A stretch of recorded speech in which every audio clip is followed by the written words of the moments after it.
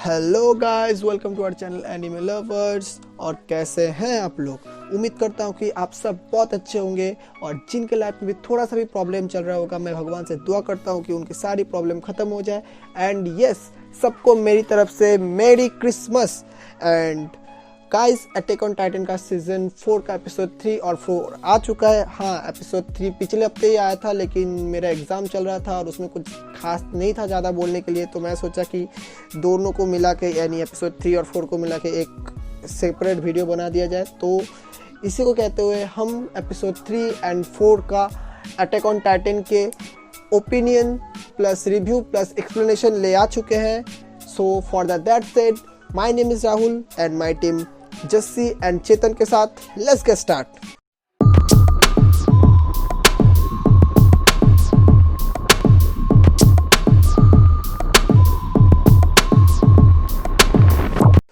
सो video शुरू करने से पहले मैं आप लोगों को ये चीज़ बताना चाहता हूँ कि इस वीडियो में ढेर सारे स्पॉयलर्स होंगी, तो अगर आपको स्पॉयलर फ्री रिव्यू चाहिए तो आप इस टाइमलाइन पे जाके देख सकते हैं। Now let's get back to the video. तो हमारी एपिसोड 3 की शुरुआत होती है राइनर को दिखाते हुए। गाइस, मैंने पिछले वीडियो में बताया था कि एक पूरा एपिसोड डेडिकेटेड होने वाला है राइनर की पास्ट स्टोरीज के ऊपर, and this is the video. इस वीडियो में हमें राइनर की पास्ट स्टोरी दिखाई जाती है, कैसे राइनर, इस एपिसोड की शुरुआत में ही राइनर की माँ हमें समझाती हुई दिखती है राइनर को कि कैसे उनके अंदर डीमन ब्लड है और कैसे वो मार्शल्स नहीं बन सकते क्योंकि उनके अंदर वो डीमन ब्लड है। अगर उनको हॉनर्ड मार्शल्स बनना है तो उन्हें पहले पैराडाइज आइलैंड में रहने वाले सभी डीमंस को मारना पड़ेगा, तब जाके वो ऑनर्ड मार्शल्स बन पाएंगे। तभी से राइनर के अंदर एक पैराडाइज आइलैंड में रहने वाले सभी लोगों के प्रति एक हेट जन्म जाता है और तभी से वो अपना हार्ड ट्रेनिंग स्टार्ट कर देते हैं तो कैसे वो पैराडाइज आइलैंड में रहने वाले डीमंस को ख़त्म करें।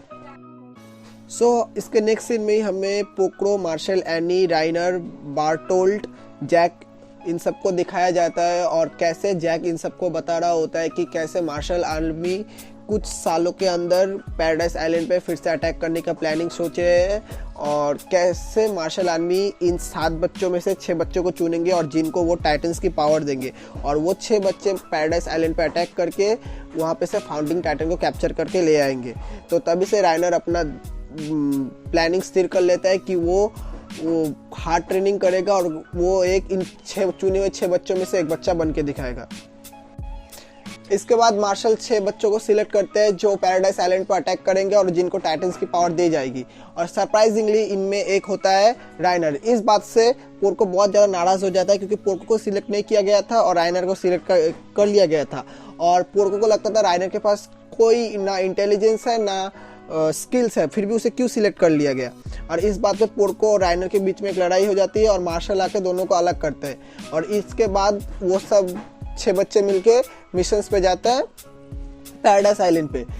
और पैराडाइज आइलैंड पे जाने के बाद मार्शल राइनर को ये बताता है कि कभी राइनर सिलेक्ट होने ही नहीं वाला था, सिलेक्ट होने वाला था पोर्को, लेकिन मार्शल ने हमेशा आर्मी के सामने राइनर को अच्छा दिखाया और पोर्को को खराब दिखाया ताकि राइनर सिलेक्ट हो जाए और मार्शल पोर्को को बचा सके। और इसके नेक्स्ट सीन में ही यामिर का टाइटन आके मार्शल को खा जाता है और हमें इस सीन से पता चलता है कि कैसे मार्शल का मारा गया था और यामिर को उसका जॉ टाइटन का पावर मिला था। इसके बाद हमें वो लेजेंडरी सीन दिखाया जाता है, यानी सीजन 1 एपिसोड 1 का वो सीन जब टाइटन्स ने पहली बार वॉल्स तोड़ के इंसानी सिविलाइजेशन पे अटैक किया था।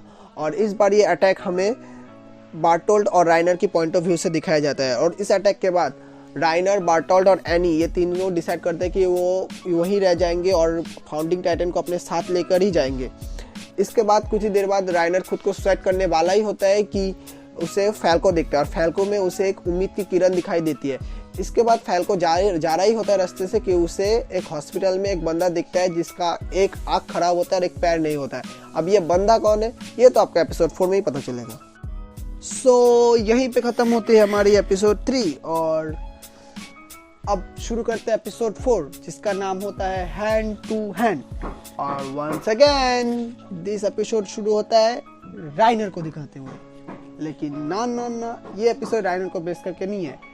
इस एपिसोड में शुरुआत में हमें दिखाया जाता है कि राइनर एंड फैल्को मिलते हैं एंड फैल्को दौड़ के आता है। राइनर पूछता है वो कुछ घंटों से कहाँ पे है, तो फैल्को बोलता है उसे कुछ काम था, लेकिन बाद में के सीन में हमें दिखाया जाता है कि फैल्को छुप के मिलने जाता है वो स्ट्रेंज आदमी से जिसका एक आँख नहीं है और एक पैर नहीं है, और वो स्ट्रेंज आदमी फैल्को को बोलता है उसका एक लेटर डिलीवर कर देने को।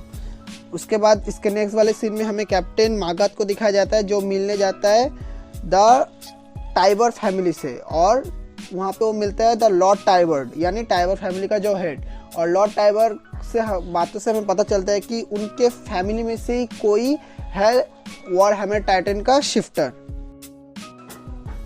इसके बाद हमें दिखाया जाता है कि राइनर और दूसरे जनरल्स मिलकर कैसे प्लान कर रहे होते हैं पैराडाइज आइलैंड पर अटैक करने की। उसके बाद हमें दिखाया जाता है गाबी और फैल्को के बीच में थोड़ी बहुत नोक-झोंक, कैसे फैल्को धीरे धीरे गाबी को हराते जा रहा है और फैल्को खुद बनना चाहता है आर्मर्ड टाइटन। उसके बाद हमें दिखाया जाता है कैप्टन मागत और लॉर्ड टाइबर के बीच में कन्वर्सेशन होती है, और उनके कन्वर्सेशन से हमें पता चलती है कि टाइबर इस कंट्री का सुप्रीम पावर होते हुए भी वो खुद को कितना अनलकी समझता है, उसके लाइफ में कितना ज़्यादा प्रॉब्लम है, ये सब बताया जाता है। लेकिन उसके बाद होती है कि इंटरेस्टिंग चीज़, एक बड़ी सी पार्टी जहाँ पे सिर्फ मार्लियंस के बड़े बड़े लोग आए हुए होते हैं, वहाँ पे गाबी, फैल्को, सोफिया इन सबको एक वेटर का काम मिलता है। और वहाँ से हम लोगों की कन्वर्सेशन से ये पता चलता है कि वहाँ के मार्लियंस के जो इन जनरल मेंटेलिटी है वो एल्डियंस का ब्लड जो जिनमें रहते हैं उन्हें कितना घिन करते हैं और उन्हें कैसे सह नहीं पाते।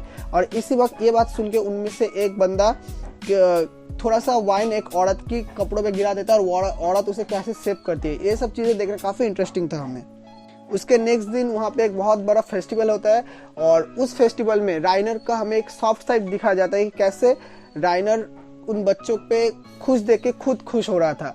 यहाँ पे राइनर का एक सॉफ्ट साइड दिखाया जाता है, जैसे हमें प्रीवियस सीजन में राइनर से हेट करते आ रहे थे, ये सीन देख के हमें राइनर पे थोड़ा बहुत प्यार आता है। इसके बाद लॉर्ड टाइबर एक बहुत बड़ा शो का अनाउंस करता है जहाँ पे मार्लियंस के बड़े बड़े लोग आए हुए होते हैं, और वो कैसे अपना सुप्रीम प्लान अनाउंसमेंट करना चाहता है, और कैसे वो ये प्लान अनाउंस करना चाहता है कि मार्लियंस उस पैराडाइज आइलैंड पर अटैक करने वाले जो होंगे। और इसी वक्त फैल्को आके राइनर को ले जाता है एक स्ट्रेंज आदमी से मिलने। राइनर को पता नहीं होता वो आदमी कौन होता है, और फैल्को मिलाने ले जाता है उस बिना आँख और एक पैर विदाउट आदमी से मिलाने। और राइनर जैसे मिलता है, राइनर आदमी को देख के बोलता है एरेन।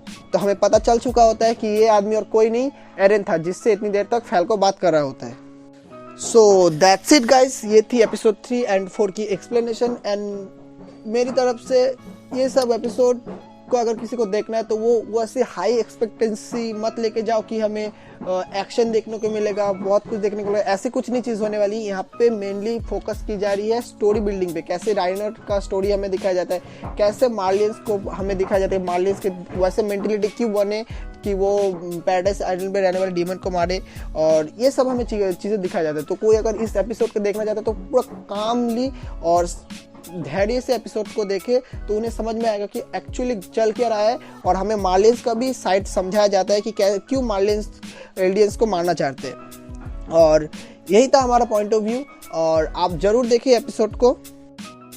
फॉर दैट्स इट, अगर आप लोगों ने वीडियो यहाँ तक देख लिया है तो please don't forget to like and share to this video and subscribe to our YouTube channel. हम बहुत मेहनत करते हैं गाइस, बहुत ज़्यादा मेहनत होती है यूट्यूब वीडियो बनाने में, तो please consider to like share and subscribe to our YouTube channel. हमें भी थोड़ा ग्रो करने दो यार, हमें मोटिवेशन मिलते हैं। चलो, कभी लाइक टारगेट नहीं करता, इस बार टारगेट करता हूँ 100 लाइक्स के। गाइस कैसे भी 100 लाइक्स कर दो।